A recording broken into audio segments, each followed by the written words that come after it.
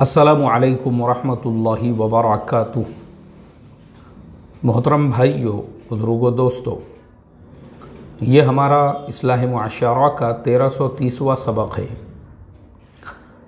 मोहतरम दोस्तों, आयशा की ख़ुदकुशी के बाद से हमने निकाह के उन्वानात पर और हमारे समाज के अंदर वो कौन कौन सी ख़राबियाँ हैं, वो कौन कौन सी बातें हैं जिसने हमारे घरों के माहौल को इतना ज़्यादा ख़राब कर दिया है कि 4 में से 1 घर आपको ऐसा मिलेगा जहाँ पे मियाँ बीवी के कुछ ना कुछ मसाइल ज़रूर हैं। हर घर के अंदर लड़ाई झगड़े हैं, 498 के केसेस है। और मैं इससे पहले कई मरतबा मिसाल दे के बता चुका हूँ कि यही चीज़ आपको किसी भी अरब मुल्क के अंदर नहीं मिलेगी। इंडोनेशिया, मलेशिया जो बाद में ईमान में दाखिल हुए, लेकिन उन मुल्कों में भी आप देखोगे तो वहाँ तो कोई भी मर्द वहाँ का ऐसा नहीं है जिसकी 2 बीवियाँ 3 बीवियाँ ना हों। उसके बावजूद ये तलाक़ वाले मसाइल, मियाँ बीवी के लड़ाई झगड़े वाले मसाइल और जो मसाइल हमारे अपने मुल्क में हैं, हमारे यहाँ क्यों है, दूसरी जगह क्यों नहीं है? ये सिर्फ़ और सिर्फ हुकूक़ की पामाली की वजह से है। आप हक़ अदा करो ना। देखो, आप हर एक का हक़ जो है अगर आप अदा करेंगे ना तो ये कभी भी मसले मसाइल नहीं पैदा होंगे। हमारे यहाँ पे हुकूक़ की पामाली कैसी है, मैं अभी आपको बताता हूँ कि दीन का इल्म हमने घरों में नहीं। देखो, दीन किसे कहते हैं? हज़रत थानवी रहमतुल्लाह अलैह ने लिखा है, दीन जो है ना वो 5 चीज़ों का नाम है। दीन सिर्फ जुब्बा पहनने का नाम नहीं है, दीन सिर्फ ज़ाहिरी वज़ाक़ता को संवारने का नाम नहीं है, या दीन किसी एक इबादत को पकड़ के बैठने का नाम नहीं है। 5 चीज़ों के मजमूए का नाम, एक तो अक़ाइद दुरुस्त होना चाहिए, दूसरे इबादत है, मुआशरत है, मुआमलात है, हुस्न अखलाक है। ये तमाम चीज़ों के मजमूए का नाम दीन है। अब आप सोचो ना, क्या ये तमाम बातें हमारे अपने घरों के अंदर है? हमारी मुआशरत और मुआमलात में दीन मौजूद है? जब नहीं है तो हम किस टाइप के हम दीनदार हैं? अब देखो, हमारे घरों का माहौल मैं आपको बताता हूँ। हमने घरों की 4 दीवारी में दीन को आने क्यों नहीं दिया? हमारे घरों में अगर आज भी जो सास की हुक्मरानी है, सास की हुकूमत है, अगर वो हमारे घरों के अंदर आज भी चल रही है तो मैं समझता हूँ अभी हमारे घरों में दीन नहीं आया है। अभी हमारे घरों में दीन नहीं आया है। अगर आज भी हमारे घर की सास वो पूरे घर की मुखिया बन के बैठी हुई है, भाई बन के बैठी हुई है, और जैसे हमारे हिंदी न्यूज़ टीवी चैनलों पे जो सीरियल बताते हैं, वो सीरियलों में की सास अगर मुसलमान घराने की भी सास है तो हमारे घरों में दीन नहीं आया है। इसलिए कि मसाइल देखो हमारे घरानों के कैसे हैं। ये जो आयशा के जैसी बेटियां और उसके जैसी आज लाखों लड़कियां ऐसी है जो सास के जुल्म और सितम से परेशान हैं। मर्द तो काम पे चले जाते हैं, मर्द तो घरों में रहते नहीं हैं। अब सास को, बहू को, दोनों को साथ में रहना पड़ता है। अब वो रहने के दरमियान में वो जो बहू है, सास को ऐसा लगता है ये मेरे घर की बांदी है, ये मेरे घर की ग़ुलाम है, ये मेरे घर की जो है ज़र ख़रीद कनीज़ है, जैसा मैंने बोली इसने वैसा ही करना चाहिए। अब मैं आपको बताता हूँ हमारे घरानों के मसाइल कैसे हैं। एक नौजवान जिसका सुबह के वक्त में निकाह हुआ, उस नौजवान का मगरिब बाद मुझे फ़ोन आया। वो कहने लगा, मौलाना सुबह में मेरा निकाह हुआ, दोपहर में हम लोग दुल्हन को रुखसती करके अपने घर पे लेके आ चुके हैं। मैं बोला फिर बोले मसला ऐसा है, मेरी वालिदा वो मुझे ये कह रही है कि तू अपने बीवी से मुलाकात नहीं कर सकता है। मैंने कहा कि भाई क्यों नहीं कर सकता हूँ? तो बोले मेरी वालिदा का कहना ऐसा है कि मेरी वालिदा ने गौसे पाक की मन्नत मानी हुई है कि जब भी मेरे बेटे का निकाह होगा 1 महीने तक वो अपने बीवी से मुलाकात नहीं करेगा। अब आप मुझे बताइए मोहतरम दोस्तों, ये किस टाइप की मन्नत है? ये किस किस्म की मन्नत है? या वो माँ जांचना चाहती है, परखना चाहती है कि अब मेरे बेटे का अभी निकाह हुआ है तो वो अपने बीवी से ज़्यादा मोहब्बत करता है या माँ से ज़्यादा मोहब्बत करता है? अगर उसको माँ से मोहब्बत रहेंगी, यानी माँ जो है उसकी मोहब्बत के पैमाने को अब जांच रही है। मुझे आप बताइए ना, या ये बेदीनी है या नहीं है? और सिर्फ एक घर का मसला नहीं है। एक स्टूडेंट हमारा दूल्हा दुल्हन कोर्स के अंदर पढ़ता था, उस नौजवान ने मुझे मैसेज किया और उसने कहा, क्योंकि हम दूल्हा दुल्हन कोर्स में जब मैं पढ़ाता हूँ उसके बाद 15 मिनट टाइम देते हैं सवाल पूछने के लिए, किसी को अगर कुछ सवाल पूछना है तो सवाल पूछो। वो नौजवान ने वो सवाल पूछा, उसने कहा, बोले मौलाना मेरा निकाह हो के चंद महीने हो चुके हैं, लेकिन मेरी वालिदा का ये ऑर्डर और ये हुक्म है कि दोनों मियाँ बीवी उनके कमरे का दरवाज़ा बंद करके नहीं सो सकते, दरवाज़ा खुला होना चाहिए, और ख़ुद मेरी वालिदा वो दरवाज़े के पास में तकिया लगा के आराम करती है रखवाली के वास्ते में, निगहबानी के वास्ते। मुझे आप बताइए मोहतरम दोस्तों, हम हमारे भारतीय समाज के अंदर ये हम अपने मुल्क में किस इस्लाम के ऊपर अमल कर रहे हैं, या ये कौन सा इस्लाम है?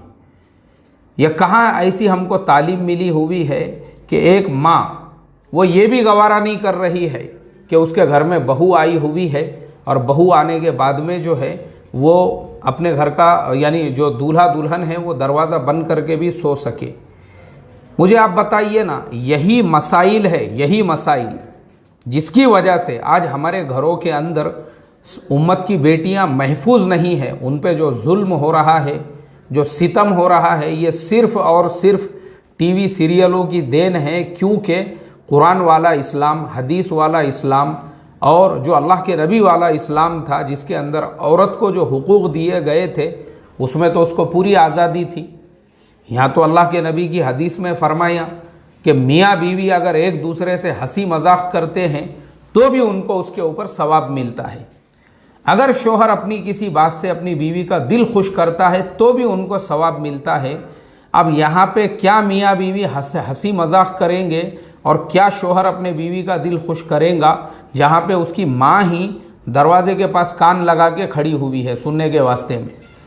दोनों क्या बातें कर रहे, दोनों का आपस में क्या मुआमला चल रहा, दोनों के दरमियान में पता नहीं क्या क्या दोनों है जो है इश्क और मोहब्बत में कहाँ से कहाँ नहीं पहुँच जाते, बिला वजह का जो है सिर्फ़ और सिर्फ हसद और जलन की वजह से। कई वाक़ियात है, एक वाक़िया नहीं है। और वाक़ियात सुनाता हूँ मैं आपको। एक साहब मुझे रास्ते में मिले और उन्होंने मुझे कहा ईशा की नमाज़ के बाद में, बोले भाई किधर जा रहे हो? मैं बोला मैं फ़लानी जगह जा रहा हूँ। अरे बोले मुझे ज़रा घर तक छोड़ देना। मैं बोला ठीक है छोड़ देता हूँ मैं आपको। अब उन साहब ने जो है जो 150-200 रुपये का कैडबरी चॉकलेट रहता है इतना बड़ा, उन्होंने वो चॉकलेट लिए रास्ते में दुकान से और उसको जो है ना ये ऐसा यहाँ खोल के बनियन के अंदर ऐसा रख के उसको उन्होंने लगा दिए।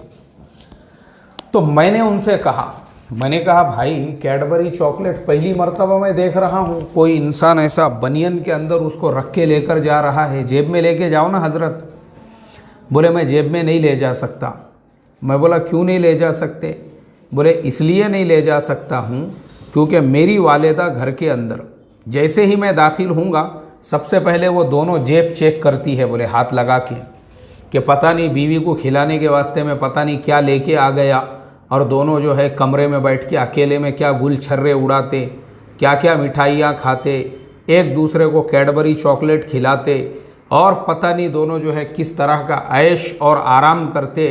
इसके लिए बोले मैं अगर जेब में लेके जाऊंगा तो पकड़ा जाऊंगा, बोले इसके लिए मैं बनियन में घुसेड़ के उसको अंदर छुपा के ऐसी हालत में लेके जा रहा हूँ ताकि मेरी वालिदा की नज़र ना पड़े। आप मुझे बताइए मोहतरम दोस्तों, एक शोहर उसको इतना भी फ्रीडम नहीं है कि अपने बीवी को कैडबरी चॉकलेट जिसकी कीमत मुश्किल से 100 से 150 रुपये होती है वो भी पूरी बशाशत के साथ में खिला सके। किस समाज में जी रहे हैं हम लोग? बताओ ना मुझे आप, किस मेंटालिटी के साथ में हम जी रहे हैं जहाँ पे शोहर को इतना भी फ्रीडम नहीं है वो अपनी बीवी के साथ में। बहुत वाक़ियात है मेरे पास सुनाने के लिए। हम लोग खाना खा रहे थे एक दोस्त के ऑफिस में, और खाना खाते खाते मैंने उनसे कहा माशाअल्लाह क्या बेहतरीन सालन बना है, क्या बेहतरीन दाल बनी है, भाजी बनी है, रोटी बनी है, किसने बनाया है?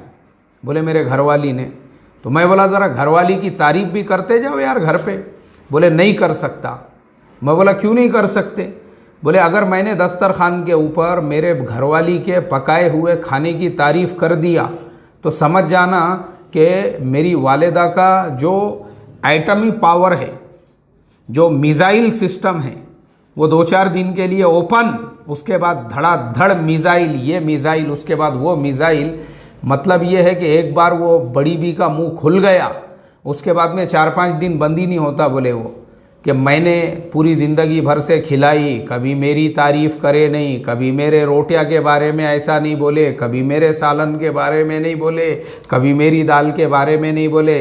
अच्छे लग रहे, अभी जुम्मा 8 दिन भी नहीं हुए तो आने वाली औरतों के, हाँ उन्होंने खिला के बड़ा करे तुमको, उनका पसंद आएगा, हमारा क्यों पसंद आएगा, ऐसा ही नहीं बोले। और भी बहुत सारी बातें। अब मुझे आप बताओ मेरे मोहतरम दोस्तों, हम किस समाज में जी रहे हैं जिस समाज के अंदर एक शोहर वो अपने बीवी के खुल के दस्तरखान के ऊपर तारीफ भी नहीं कर सकता है, इस डर की वजह से उसकी माँ को और बाप को बुरा ना लग जाए। अल्लाह हिफाजत फरमाए यार। तो ये जो मसाइल है ना, ये मसाइल सिर्फ देखो, मैं हमेशा बोलता हूँ बयानों में बोलने से हल नहीं होंगे। आप चाहे 5 जुमा नहीं 50 जुमा भी अगर इसके ऊपर बयान करेंगे और घर की जो माँ बहनें और मस्तूरात है, अगर उनके अंदर ये दीन नहीं आएगा घरेलू और मुआशरत वाला, कोई फ़ायदा होने वाला नहीं है इससे। हमको अपने घरों में दीन लाना ज़रूरी है। हमारी घर की जो सास है उसको उसका दीन पता होना चाहिए, जो बहू है उसको उसका दीन पता होना चाहिए, बीवी को उसका दीन, शोहर को उसका दीन। जब तक हर एक को उसका दीन पता नहीं होगा ये मसाइल हल होने वाले नहीं हैं। और ये सब बातें कब पता होंगी? हम अपने घरों के अंदर जब तालीम को ज़िंदा करेंगे। और तालीम सिर्फ फ़ज़ाइल आमाल या मुंतखबा हदीस की तालीम नहीं है, बल्कि उनके अलावा भी बहुत सारी ऐसी किताबें जो मुआशरत वाली आती है और जो मुआमलात वाली आती है, और घरों में पढ़ने के जो मसाइल की किताबें आती है, जैसे बहिश्ती ज़ेवर है। बहिश्ती ज़ेवर के अलावा और जो है हकीम अख्तर साहब की और हकीम अब्दुल हई साहब, डॉक्टर अब्दुल हई साहब की एक किताब है ख़वातीन के ताल्लुक़ से। ऐसी किताबों की तालीम भी हमारे घरों के अंदर होना चाहिए। तब हमारे घर की जो मस्तूरात है उनको हुकूक पता चलेंगे कि किसका किस पे क्या हक़ है। और ख़ाली पता चलना ज़रूरी नहीं है, बल्कि उसको अमल में लाना ज़रूरी है। तो ये मसाइल हल होंगे मेरे मोहतरम दोस्तों। वरना एक आयशा का मसला नहीं है, ऐसी लाखों आयशाएँ हमारे घरों के अंदर है, सिसक रही है, वो सिसक रही है। अगर उसको अपने मायके जाना है, वो बीवी अपने शोहर की है और शोहर की जिम्मेदारी है वो अपने बीवी को परमिशन दे या ना दे। लेकिन हमारे भारतीय मुस्लिम समाज के अंदर आपको सब वही चीज़ें मिलेंगी गैरों वाली।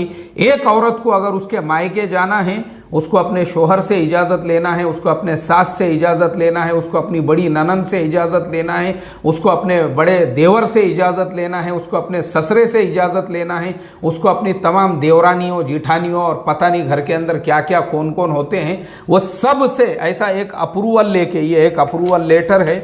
और इसके ऊपर जैसा आपने देखे होंगे ना ऑफिस के अंदर, जैसे बहुत सारे ऑफिसेस होते हैं, वहाँ पे फाइल लेके घूमना पड़ता है, तो सबका अप्रूवल मिलता है छुट्टी के वास्ते में। और अगर मान लो उस बेचारी ने गलती से ये पूरी लिस्ट में से जितने भी अधिकारी थे, जितने भी ऑफिसर्स थे, उनमें से किसी एक को भी मिस कर दिया या छोड़ दिया, या एक आधे ननन से या एक आधे जिठानी से इजाज़त नहीं ली, तो उसका उसके मायके जाके भी कुछ फ़ायदा नहीं। क्योंकि वहाँ फिर उसको ये टेंशन कि तूने आते वक्त जो है जिठानी की इजाज़त नहीं ली थी, या देवरानी की इजाज़त नहीं ली थी, या ननन की इजाज़त नहीं ली थी, या फुलाने की इजाज़त रह गई भी है। अब उसको हमेशा की नाराज़गी ये रहेगी कि जाते वक्त मुझे भी सलामी ठोकी नहीं गई, बोल के मेरी सलामी बाकी रह गई हुई है। ये कौन सा मुआशरा है यार, मेरे तो समझ में नहीं आता है। इस तरह के रसूम, इस तरह के रसूमात, इस तरह की खुराफात हमने अपने कौन सा मतलब कहाँ है ये, किस इस्लाम के अंदर है, मुझे आप बताइए कब निकलेंगी। और ये सारी चीज़ें जब तक घरों के अंदर से निकलेंगी नहीं, तो ये ना ये तलाक़ के केसेस पे स्टॉप हो सकता है, ना लड़ाई झगड़े पे, ना 498 पे। अल्लाह हिफाजत फरमाए। अब कल इंशाअल्लाह हम इस उन्वान को वाज़ेह करेंगे जो लड़की वालों का अपने दामाद के और उसकी फैमिलीज़ के अंदर ओवर इंटरफेयर होता है, जिसकी वजह से रिश्ते टूट जाते हैं। अल्लाह अमल की तौफीक अता फरमाए। अस्सलामु अलैकुम व रहमतुल्लाहि व बरकातुहू।